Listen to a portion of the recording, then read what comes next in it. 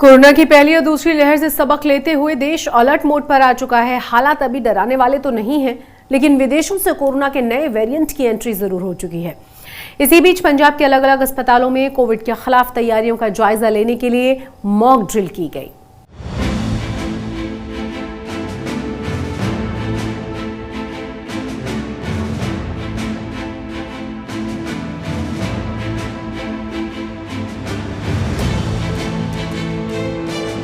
अस्पतालों में फिर से लग गए हैं कोविड वार्ड के बोर्ड।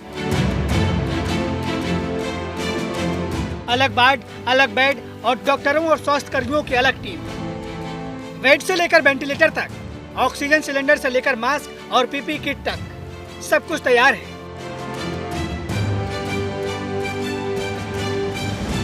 कोरोना के खिलाफ जंग में कोई कमी न रह जाए, कोई चूक न हो, इसका पूरा ख्याल रखा जा रहा है। कोरोना की चौथी लहर की आशंका से पहले सबसे बड़ी मॉक ड्रिल में हर तैयारी को बारीकी से परखा जा रहा है। आपातकाल की कसौटी पर कसा जा रहा है।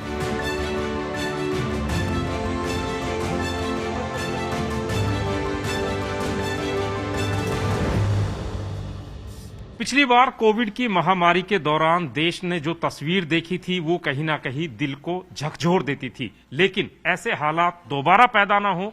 अब की बार कोविड पर वार करने के लिए सरकार ने क्या तैयारियां की हैं, मॉक ड्रिल पूरे देश में की जा रही है। ये तस्वीरें मोहाली की हैं, मोहाली के सिविल हॉस्पिटल की, पंजाब का सबसे बड़े हॉस्पिटलों में से एक है। और यहां पर बेड से लेकर ऑक्सीजन मशीन से लेकर वेंटिलेटर सब चीजों की तैयारियां की गई हैं। बाकायदा आइसोलेशन वार्ड बनाए गए हैं और यहां आप देख सकते हैं कि अगर कोविड के एक साथ सैकड़ों की तादाद में भी रोगी आते हैं तो उनको किस तरीके से ट्रीटमेंट दिया जाएगा, वो सब तैयारियां यहां पर पूरी कर ली गई हैं। कोरोना की दूसरी लहर के दौरान मरीजों को अस्पताल में दवाई, ऑक्सीजन, बेड जैसी चीजों के लिए किस कदर भटकना पड़ रहा था, इससे हर कोई वाकिफ है। ऐसे में अब जब कोरोना के BF7 वेरिएंट से निपटने के लिए तैयारी की जा रही है, तो डॉक्टर्स भी अतीत के पन्नों से सीख लेकर इस नए खतरे से निपटने के लिए स्टेप बाय स्टेप तैयारी कर रहे हैं। तरह की तैयारियां हैं और पिछली बार जो चूक रह गई थी वो दोबारा ना हो, क्या तैयारियां की गई हैं?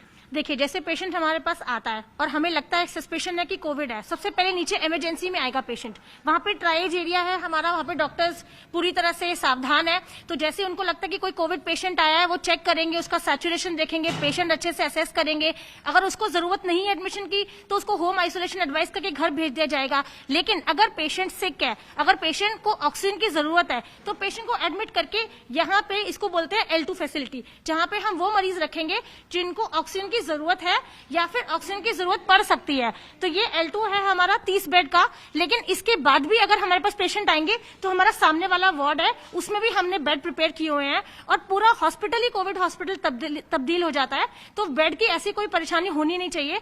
तो हम बेड के मामले में हम पूरी तरह ऑक्सीजन, वेंटिलेटर्स, ये सैनिटाइजर्स, मास्क, ये PPP किट, सब कुछ हमारे पास बिल्कुल सफिशिएंट क्वांटिटी में अवेलेबल है। PPE किट्स भी हैं हमारे पास, N95 मास्क भी हैं हमारे पास, सैनिटाइजर है। आप देख सकते हैं कि सारे बेड पे अलग से सैनिटाइजर बॉटल्स भी लगी हुई हैं। तो हैंड सैनिटाइजर्स भी हमारे पास एडिक्वेट क्वांटिटी में है। बेड हमारे पास है, ऑक्सीजन भी हमारे पास है। फिर ये L2 फैसिलिटी होती है जहां पे ऑक्सीजन वाले पेशेंट्स रखे जाते हैं।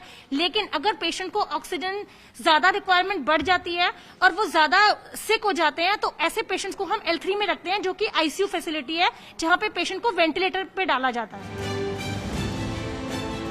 चीनी वायरस के संभावित खतरे को देखते हुए हिंदुस्तान में चीन जैसे हालात न हो, इसके लिए मॉक ड्रिल को पूरे देश में एक साथ अंजाम दिया गया।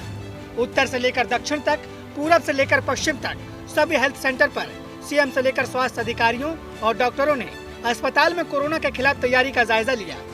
कोरोना के खिलाफ मॉक ड्रिल के साथ इंडियन मेडिकल एसोसिएशन ने नई गाइडलाइन जारी कर दी है।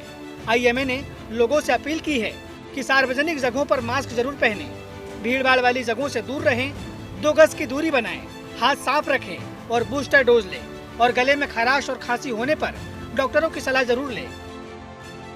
हिंदुस्तान में कोरोना की तीसरी लहर ज्यादा असरदार नहीं रही। एक्सपर्ट का मानना है कि चौथी लहर भी मामूली रहेगी, लेकिन चीन और दूसरे देशों से सबक लेते हुए सरकार कोई भी रिस्क लेना नहीं चाहती है।